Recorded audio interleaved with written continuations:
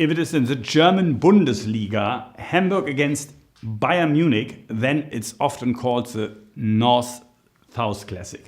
The result is usually classic as well, because the question is not whether, but only by how much the club from the south wins against the Northern Lights. In our challenge today, the Northern Lights are also competing against the Lights of the South. But does football show the way in this challenge? Let's be surprised.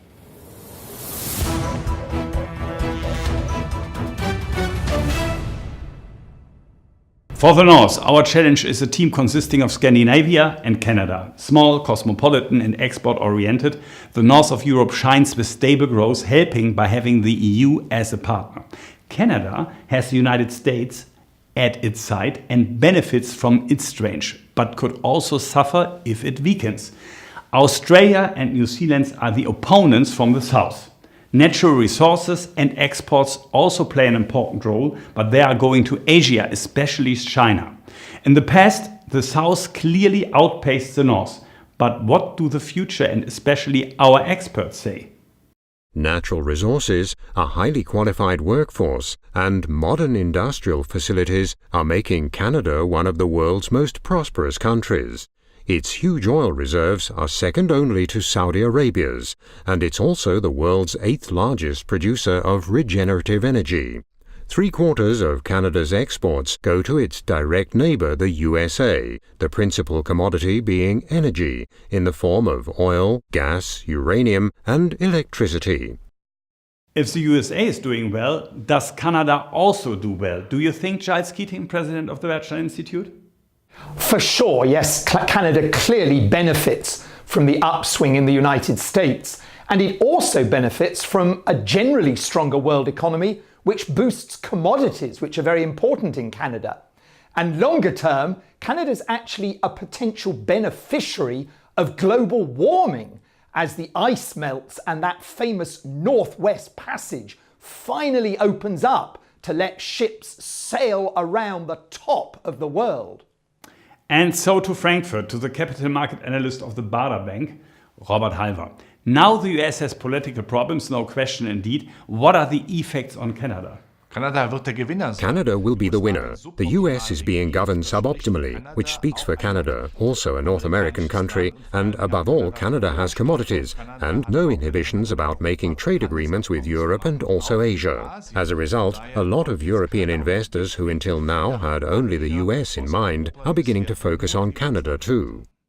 Denmark, Norway, Finland and Sweden. For potential investors, Scandinavia ranks highly thanks to its sound political and economic environment. Here too, commodities play a major role. However, in addition to oil and mineral exports, there are also attractive companies in Northern Europe, with Novo Nordisk in the pharma industry and Volvo in the automotive sector. And last not least, Nokia, which was widely believed to be almost finished, is back on the road to success. Robert, what attracts you as an investor about Scandinavia?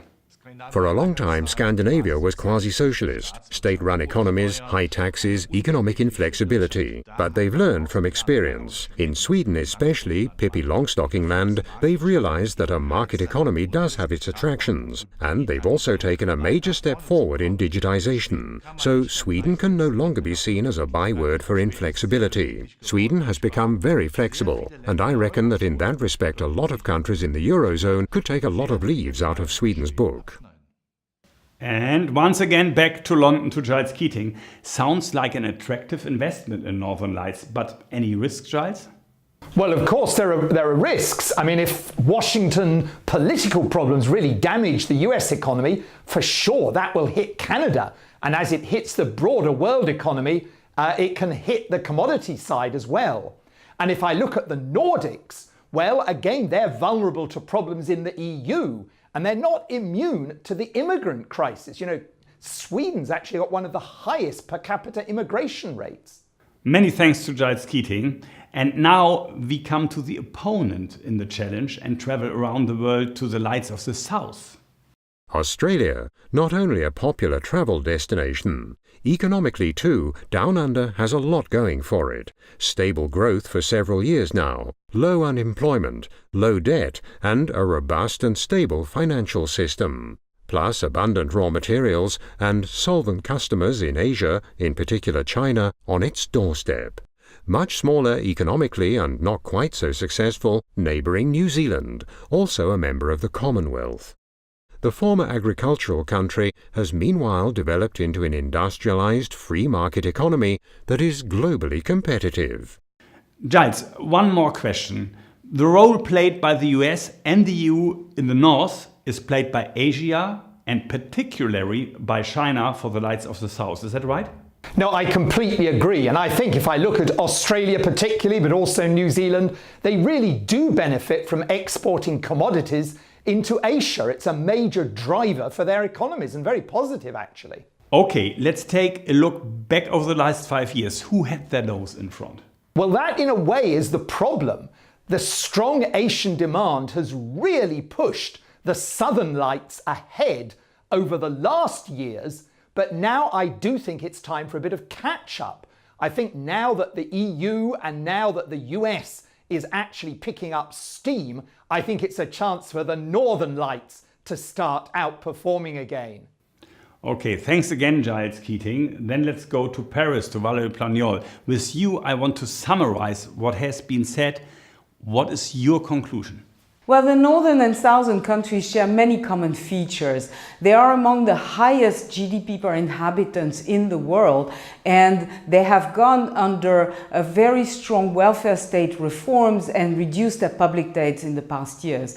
They also are very depending on their foreign trade towards their neighboring partners, whether it is China in the Pacific or the US and EU in the Atlantic. So basically, it's a very tough challenge to arbitrage. No question, it's a difficult decision, certainly not just for Valérie. I'm anxious to see which way the three members of the Werthstein Institute decide, north or south. Well, I vote for the Northern Lights. It's clear my vote goes to the Northern Lights, Canada and Scandinavia. So with both Valérie and Robert voting for the Northern Lights, and my vote goes the same way. Really on the basis that the North now has a chance to catch up. So that's 3-0 in favour of Northern Lights.